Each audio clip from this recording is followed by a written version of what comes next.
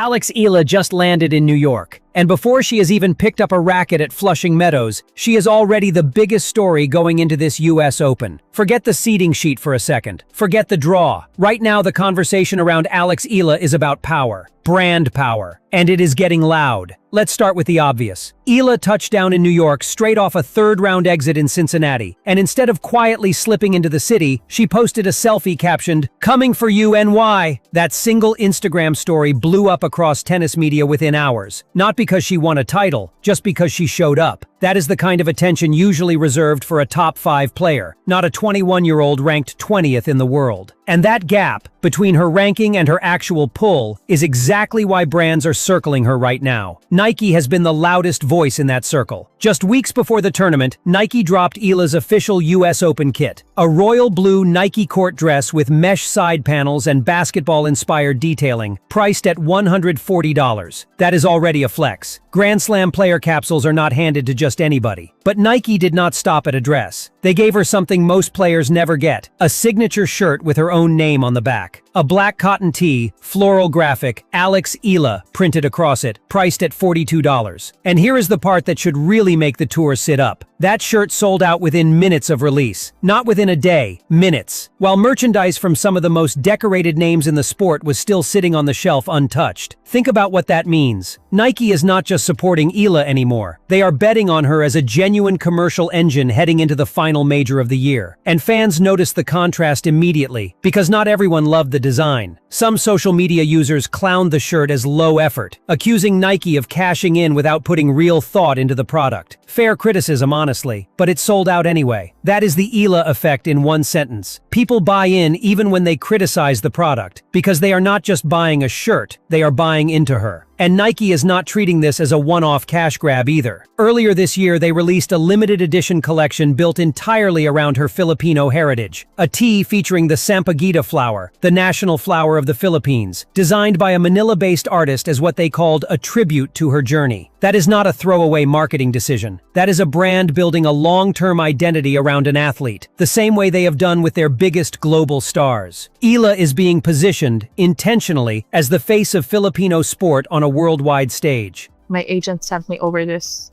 kind of PDF, and it was the presentation of this Sampaguita project that Nike had made. I was like 2 nights before my match at Wimbledon, and it was so beautiful. It was like the message behind it was great. I felt that it fit me so much, and I mean, I was so lucky that I got to play on center. Now let's talk about what is happening on the ground, because the demand around her has become genuinely wild. Tournaments have reportedly reshuffled schedules to keep Eala on main show courts, even at the expense of higher-ranked players, just to accommodate the crowd she pulls in. At one stop, concessions even added chicken adobo to the menu specifically for the fans following her run. When was the last time a tournament changed its food menu for a player ranked outside the top 15? That is not normal treatment. That is superstar treatment. Then there is the mixed doubles storyline. And honestly, this might be the most telling piece of all. Eala is teaming up with world number 4 Felix Auger-Aliassime for the US Open mixed doubles exhibition. And Auger-Aliassime himself admitted on Tennis Channel that their pairing came from their shared management agency deciding to make it happen. But listen to how he talked about her. He said it flat out, that this is his chance to feel what it is like to have, in his words, the Eala effect and her fan base behind him. A top 5 ATP player, admitting on camera that a lower-ranked WTA player is the one who is going to be carrying the crowd when they step on court together. That is not a throwaway compliment. That is a world number 4 basically conceding that Alex Eala's star power outweighs his own right now, at least in the eyes of the crowd. And it is not just Nike and Auger-Aliassime talking her up. Fashion has taken notice too. Eala's Nike partnership has crossed over into glossy magazine territory, with her heritage-inspired collection getting cover-style treatment tied to Vogue, spotlighting the Sampaguita design and the story behind it. That is not a normal stop on a tennis player's calendar. Grand Slam champions get that kind of fashion crossover, not 21-year-olds ranked 20th in the world, unless the brands around them have decided she is worth the investment, regardless of where she sits on the rankings table.